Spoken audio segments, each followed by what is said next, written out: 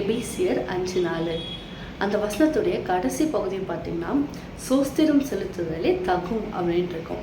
அதாவது பவுல் ஃபஸ்ட்லேருந்து அழகாக சொல்லியிருப்பார், இயேசுக்கள் பிரியமான சகோதரர்களுக்கு என்னென்ன காரியங்கள் இருக்கக்கூடாது அப்படின்னு சொல்லிட்டு கடைசியாக சொல்லுவார், சோத்திரம் செய்கிறது மட்டும்தான் தகும். அதாவது தேங்க்ஸ் கிவிங், அதுதான் சோத்திரம் செய்தலே தகும். அப்படின்னா அப்போ எதுக்காக நம்ம சோத்திரம் செலுத்தணும் அப்படின்னு நமக்கு கொஸ்டின்ஸ் வரும்.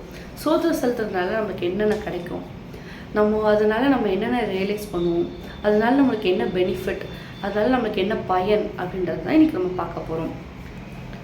சங்கீதம் 69:30 சொல்லுது, நம்ம கடவுளை மகிமைப்படுத்துகிறோம் தேங்க்ஸ் கிவிங்னால, அதில் அவர் பிரியமாக இருக்கிறார் அப்படின்னு வசனம் சொல்லுது. அது ஒரு விஷயம் போதாதா நம்ம தேங்க்ஸ் கிவிங் பண்ணுறதுக்கு? நன்றி செலுத்துறதுனால கடவுள் நம்ம வாழ்க்கையில் என்னென்ன அற்புதங்களை செஞ்சுருக்காரு அப்படின்றது நம்மளுக்கு தெரிய வரும். நம்ம நிறைய நாளில் என்ன பண்ணுவோம்னா, நம்ம மற்றவங்க லைஃப் கூட கம்பேர் பண்ணி அவங்களுக்கு இது இருக்குது அது இருக்குது அப்படின்னே சொல்லிட்டு இருப்போம். நம்ம லைஃப்பில் கடவுள் நம்மளுக்கு என்னென்ன அற்புதம் செஞ்சார், நம்மளை என்னென்ன இடத்துல நம்ம எப்படி கொண்டு வந்து உயர்த்தி வச்சுருக்காரு அப்படின்றத நம்ம மறந்து போயிடும். ஆனால் இந்த தேங்க்ஸ் கிவிங், அதாவது நன்றி செலுத்தும் போது நம்ம அதை எல்லாத்தையும் நினச்சி பார்ப்போம். நம்ம காரியங்கள் எப்படி எப்படி இருந்தது, எப்படி எப்படி மாறி இருக்கு, அது எல்லாத்துக்கும் நம்ம நன்றி சொல்லும்போது நம்ம கடந்து வந்த பாதையெல்லாம் நம்மளுக்கு ஞாபகத்துக்கு வரும். கடவுள் நம்மளை எவ்வளோ தூரம் உயர்த்தி வச்சிருக்கிறாரு அப்படின்றது நம்மளுக்கு ஞாபகம் வரும். அதனால நம்ம அவரை நன்றியோடு அதிகமாக துதிக்க முடியும். அவர் எவ்வளோ வல்லவர், அவர் எவ்வளோ நல்லவர் அப்படின்றது நம்மளுக்கு புரிய வரும். இன்னொரு காரியம் நம்ம நன்றி செலுத்துகிறதுனால நம்மளுக்கு தடைப்பட்ட காரியங்கள் எல்லாம் நம்மளுக்கு சக்ஸஸாக முடியும். அதாவது சில காரியங்கள் நமக்கு தரப்பட்டிருக்கும். அந்த நேரத்தில் ஆண்டவரே நீங்கள் எனக்கு இதை தரப்போறீங்க, அதுக்காக உங்கள் நன்றியோடு துதிக்கிறேன், என் வாழ்க்கை இதெல்லாம் நடக்க போகுது, அதுக்காக உங்களுக்கு நன்றியோடு துதிக்கிறேன் அப்படின்ட்டு நம்ம துதிகளை ஏறெடுக்கும் போது, நம்ம கொடுக்கறதுக்கு முன்னாடியே இவர் நம்மளை துதிக்கிறாளே அப்படின்ட்டு நம்மளுக்கு தடையாக இருக்கிற எல்லா காரியங்களையும் ஆண்டவர் பிளெஸிங்ஸை நம்ம வாழ்க்கையில் கொடுப்பாரு. மூன்றாவது காரியம் என்னன்னு பார்த்தீங்கன்னா, நம்மளை படைச்சது நோக்கமே ஆண்டவரை துதிக்கிறதுக்கு தான், ஆண்டவரை மகிமைப்படுத்துறதுக்கு தான். இந்த ஜனத்தை எனக்கென்று ஏற்படுத்தினேன், இவர்களை துதியை சொல்லி வருவார்கள் அப்படின்னு பைபிள் சொல்லுது. அப்போது நம்மளை ஏற்படுத்தினது காரணம் ஆண்டோடைய துதியை நம்ம சொல்லிகிட்டு இருக்கணும். அவரை எப்பொழுதும் மகிமைப்படுத்திக்கிட்டே இருக்கணும், அவரை எப்பொழுதும் துதிச்சுக்கிட்டே இருக்கணும். அவர் துதியின் மத்தியில் வாசம் பண்ணுகிற தேவன் அப்படின்னு வேதம் சொல்லுது. அப்போ நம்ம துதிக்க துதிக்க நம்ம மத்தியில் அவர் வாசமாக இருந்துகிட்டே இருப்பார். அவர் நம்ம கூட இருக்கிறாரு அப்படின்னா நம்ம சூழ்நிலைகள், நம்மளுடைய சுச்சுவேஷன்ஸ், எல்லா காரியங்களும் நம்மளுக்கு மாறிக்கிட்டே இருக்கும். எப்பொழுதும் அவர் ப்ரெசன்ஸை நம்ம உணர்ந்துக்கிட்டே இருப்போம். நம்ம எப்போவுமே ஹாப்பியாக இருக்க முடியும். நம்ம லைஃப் ரொம்ப ஸ்வீட்டாக, நம்ம லைஃப் ரொம்ப ஹாப்பியாக ஒரு ரோல் மாடலான லைஃபாக நம்ம லைஃப் மாற ஆரம்பிக்கும். துதிக்கிறதுல இவ்வளோ நன்மைகள் இருக்கா? அப்போது எப்போல்லாம் துதிக்கணும், என்னென்ன நேரத்துலலாம் துதிக்கணும் அப்படின்னா, துதிக்கிறதுக்கு ஒரு நேரமே இல்லை.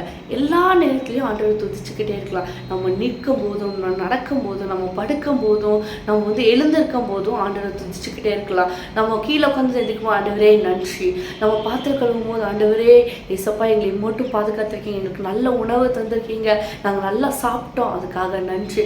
இப்படி ஒவ்வொரு சின்ன சின்ன காரியத்துலையும் நம்ம நன்றி சொல்லிகிட்டே இருந்தால் நம்ம வாழ்க்கை எப்படி மாறுது அப்படின்னு நீங்கள் கண்கூடாக பார்க்க முடியும். 1 தெசலோனிக்கேயர் 5ஆம் அதிகாரம் 16ஆம் வசனத்துலேருந்து 18ஆம் வசனம் வரைக்கும் அழகாக சொல்லியிருக்கு.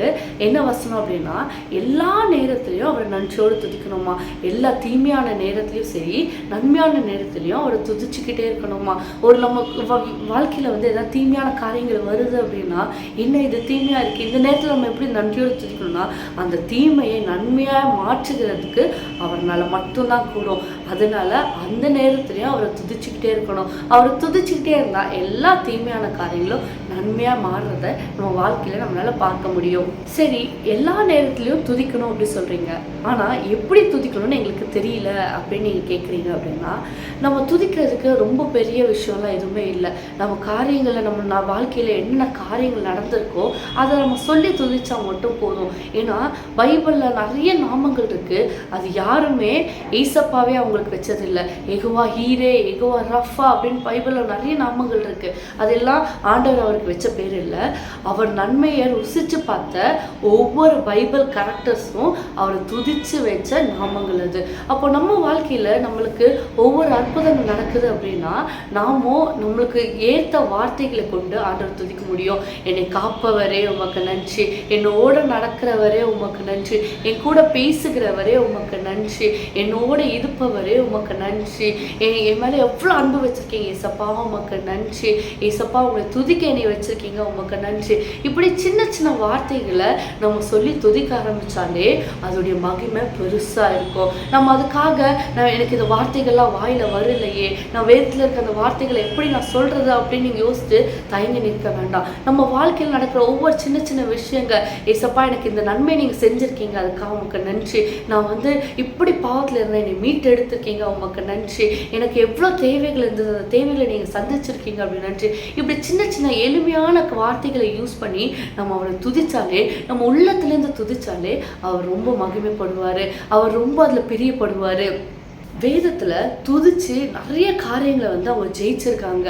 அதுக்கு நிறைய காரியங்கள் நம்மளுக்கே தெரியும். நான் அதில் ஒரு 2-3 எக்ஸாம்பிள்ஸ் சொல்கிறேன். எரிகோ மதில் அதை ஜெயிப்போமா, இவ்வளோ கொஞ்சம் பேர் தான் வந்தாங்க. ஆனால் அந்த எரிகோ கோட்டையை 7 வாட்டி சுற்றி துதித்தோடனே அந்த எரிகோ மதில் விழுந்தது.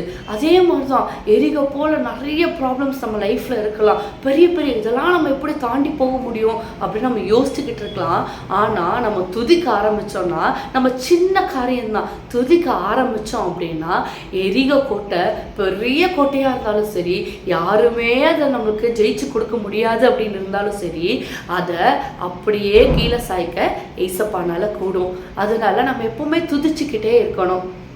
இன்னொரு காரியத்தை பார்த்தீங்கன்னா, நோவை பார்த்தீங்கன்னா அந்த மழையெல்லாம் பெய்ந்து முடிஞ்சு அவர் பேரை ஒரு மலையில் ஏறி நின்றுட்டு அந்த நிலங்கள் எல்லாம் ட்ரை ஆன பிறகு அவர் வெளியே வருவார். வெளியே வந்தோடனே ஒரு பலியிடுவார். நன்றியோடு ஆண்டவரே எங்கள் குடும்பத்தை பாதுகாத்தீங்க அப்படின்ட்டு ஒரு பலியிடுவார். அந்த உகந்த வாசனையை முகர்ந்தார் அப்படின்னு வசனம் சொல்லும். அதாவது அதில் பிரியமாக இருந்தார், அவர் அதில் சந்தோஷப்பட்டார் அப்படின்னு வேதம் சொல்லுது. ஸோ நம்மளுக்கு செய்த ஒவ்வொரு சின்ன சின்ன நன்மைகளுக்கு நம்ம நன்றி செலுத்தும் போது, நம்ம வாயினால துதிக்கும் போது அவர் அதில் பிரியமாக இருக்கிறார், அவர் அதில் மகிழ்ந்திருக்கிறார். அதாவது 10 குஷ்டரோகிகள் கதையும் நம்மளுக்கு தெரியும். அதில் ஒருத்தர் மட்டும் அற்புதத்தை வாங்கிட்டு திருப்பி ஓடி ஆண்டவரே அப்படின்னு நன்றி சொல்லிக்கிறாருங்க. அப்போது ஆண்டவர் கேட்குறாரு, மிச்சம் 9 பேர் அந்த அற்புதத்தை பெற்ற மிச்சம் 9 பேர் எங்கே அப்படின்னு கேட்குறாரு. அவர் இந்த ஒரு ஆள் ரிட்டன் ஓடி தேங்க்யூ ஜீசஸ் அப்படின்னு சொல்லும்போது ஆண்டவருடைய இருதயம் எவ்வளோ மகிழ்ந்திருக்கும்ல. அதே தான் நம்மளும் செய்ய போகிறோம். ஆண்டவருடைய இருதயத்தை மகிழ வைக்க போகிறோம். நம்ம ஒரு சின்ன நன்றி சொல்கிறது ஆண்டவருடைய இருதயத்தை மகிழ போகணும். நான் சின்ன வயசில் சண்டே கிளாஸ் படிக்கும்போது எங்கள் ஆண்டி ஒரு நகைச்சுவாக ஒரு கதை சொல்லுவாங்க. ஒருத்தவங்களை ஆண்டவர் பரலோகத்துக்கு கூட்டிகிட்டு போனாராம். அங்கே நிறைய ரூம்ஸ் இருந்துச்சான். அதில் ஒவ்வொரு ரூம்ஸையும் ஆண்டவர் அவங்களுக்கு திறந்து கட்டிட்டு இருந்தாங்களாம். ஒரு ரூமில் பார்த்தீங்கன்னா நிறைய லெட்டர்ஸ் இருந்ததுதான், குவியெல்லாம் லெட்டர்ஸ் இருந்ததுதான். இன்னொரு ரூமில் பார்த்தீங்கன்னா ஏஞ்சல்ஸ் அந்த லெட்டர்ஸை பிரித்து அதுக்கு பதிலெலாம் பேக் பண்ணிகிட்டே இருந்தாங்களாம். அந்த ஃபஸ்ட்டு ரூமில் குவியெல்லாம் லெட்டர்ஸ் இருந்துச்சுல, அதெல்லாம் நம்ம ஆண்டவர்கிட்ட கொடுத்த அறிக்கை, எனக்கு இது வேணும் அது வேணும் அப்படின்ட்டு நம்ம கண்ணீரோடு நிறைய காரியங்களை விதைச்சிருப்போம். ஆண்டவர்கிட்ட நம்ம போராடி கேட்டிருப்போம். அந்த காரியங்கள் எல்லாம் ஜெபங்கள் எல்லாம் ஒரு ரூமில் இருந்ததுதான். அடுத்த ரூமுக்கு போனால் அங்கே ஏஞ்சல்ஸ்லாம் ரொம்ப பிஸியாக இருந்தாங்களாம், இந்த காரியங்கள் அந்த காரியங்கள் அப்படின்ட்டு. இது என்ன அப்படின்னு கேட்டால் ஆட சொன்னாங்க, இந்த ஜபங்கள் எல்லாத்துக்கும் அவங்க பதில் ரெடி பண்ணிட்டு இருக்காங்க, எல்லா காரியங்களும் ஓகே வாங்கி அவங்க அந்த பதிலை ரெடி பண்ணிட்டு இருக்காங்க அப்படின்ட்டு. 3rd ரூம் ஒன்று கூப்பிட்டு போய் காட்டினாங்கன்னா அதில் 1-2 கார்ட்ஸ் மட்டும்தான் இருந்துச்சான். என்ன ஏசப்பா இந்த 2 ரூமும் இவ்வளோ பிஸியாக இருந்துச்சு, 3வது ரூமில் 1-2 கார்டு மட்டும் இருக்குது அப்படின்னும் போது இந்த ஜபங்கள் எல்லாத்துக்கும் பதில் கொடுத்த ஜபங்கள் எல்லாத்துக்கும் 1-2 பேர் மட்டும்தான் நன்றி சொல்லியிருக்காங்க. அந்த நன்றி இந்த ரூமில் இருக்குது அப்படின்னு சொல்கிறாங்களாம். அப்போ நம்ம யோசிச்சு பார்க்கணும், நம்ம வாழ்க்கையில் எவ்வளோ நன்மைகளை ஆண்டவர் நமக்கு செஞ்சிட்ருக்காரு. ஆனால் எல்லா காரியங்களுக்கும் நம்ம நன்றி சொல்லுகிறோமா, இல்லை நம்ம ரொம்ப அசால்ட்டாக நம்ம கேட்ட ஜபத்துக்கு ஆண்டவர் பதில் சொல்லிட்டாரு அப்படின்னு நம்ம கடந்து போயிடுறோமா அப்படின்றத நம்ம யோசிச்சு பார்க்கணும். நன்றி செலுத்துறது ஆண்டவருக்கு ரொம்ப பிடிச்ச விஷயம். அந்த பிடிச்ச விஷயத்த நம்ம செய்யறதுக்கு எவ்வளோ நேரம் ஆக போதில்லை. நம்ம இனி ஒவ்வொரு நாளும் நம்ம நன்றியோடு இருந்தோம் அப்படின்னா நம்ம வாழ்க்கையில் இன்னும் மதிலாக இருக்கிற எல்லா காரியங்களும் உடையும். ஏன்னா ஆண்டவர் துதிகள் மத்தியில் வாசம் பண்ணுகிற துடியில் ரொம்ப பிரியப்படுகிறவர். இன்னொரு எக்ஸாம்பிள் பார்த்தீங்கன்னா தாவீது, எல்லாரும் வெறுத்து ஒதுக்குன தாவீது, ஆடு மேய்ச்சி கொண்டிருந்த தாவீது, அவனை வந்து அவங்க ஃபேமிலியில் வந்து அந்த 12 பேரில் 11 பேரை வந்து அவங்க அப்பா ரொம்ப நேசித்தாங்க. கடைசியில் அபிஷேகம் பண்ணும்போது கூட அவங்க தாவீது பையன் வந்து அவங்களுக்கு ஞாபகம் வரல. அப்படி ஒதுக்கப்பட்ட தாவீதை ஆண்டவர் எப்படி தேர்ந்தெடுத்தார் அப்படின்னு பார்க்குறீங்களா? எப்படி அவர் ராஜா ஆனாரு தெரியுமா? ஏன்னா அவர் ஆடுகளை மேய்ச்சிட்டு இருக்கும் போது கூட அவர் தெய்வனை துதிச்சுக்கிட்டே இருந்தார். அவர் துதிக்கிறத நிறுத்தவே இல்லை, எப்பொழுதும் துதிச்சுக்கிட்டே இருந்தார். அந்த துதி ஆண்டவரை வந்து ரொம்ப மகிழ செஞ்சது. அந்த துதியை ஆண்டவர் கனம் பண்ணி அவரை ராஜாவா மாற்றினாரு, அவரை ராஜாவா அபிஷேகம் பண்ணினாரு. சாமுவேல் தீர்க்கதரிசிக்கிட்ட ஆண்டவர் சொல்லுவார், என் தாசனை நீ போய் என்ன பண்ணு, ராஜாவாக அபிஷேகம் பண்ணு அப்படின்னு அவர் அனுப்பி விடுவார். அப்போது அந்த துதியில் அவர் எவ்வளோ மகிமைப்பட்டிருப்பார்ல, அவன் தாவீது எவ்வளோ உள்ளத்திலேருந்து ஆண்டவரை துதிச்சிருப்பான்ல. அந்த மாதிரி நம்ம துதிச்சோன்னா நாமளும் ராஜாக்களாக ராஜாத்தியாக கடவுள் நம்மளை உயர்த்தி வைப்பார். இதுதாங்க சீக்கிரம். நம்ம உயரணுமா, நம்ம தலை நிமிரணுமா, நம்முடைய காரியங்களெல்லாம் ஜெயமாக மாறணுமா, எரிகோ போல கோட்டைகள் இருந்தாலும் அது தகர்த்து போகணுமா, அதுக்கு ஒரே ஒரு சீக்ரெட் என்னன்னா, கிவ் தேங்க்ஸ். ஆண்டவருக்கு நன்றி செலுத்துங்க. எல்லா காரியத்திலும் நன்றியோடு இருங்க. ஆண்டவர் வந்து நன்றி பலிகளை வந்து ரொம்ப விரும்புகிறாரு. நன்றியோடு அவர் துதிச்சுக்கிட்டே இருங்க. ஆண்டவர் உங்கள் காரியங்கள் எல்லாவற்றையும் ஜெயமாய் முடிப்பார். எல்லா காரியத்தையும் நம்மளுக்கு வெற்றி தருவார், நம்மளை உயர்த்தி வைப்பார். நம்முடைய கண்கள் மாத்திரம் இல்லை, சுற்றி இருக்க கண்களும் அதை பார்க்கும்படியாக நம்மளை கனம் பண்ணுவார். ஆமென். Be blessed.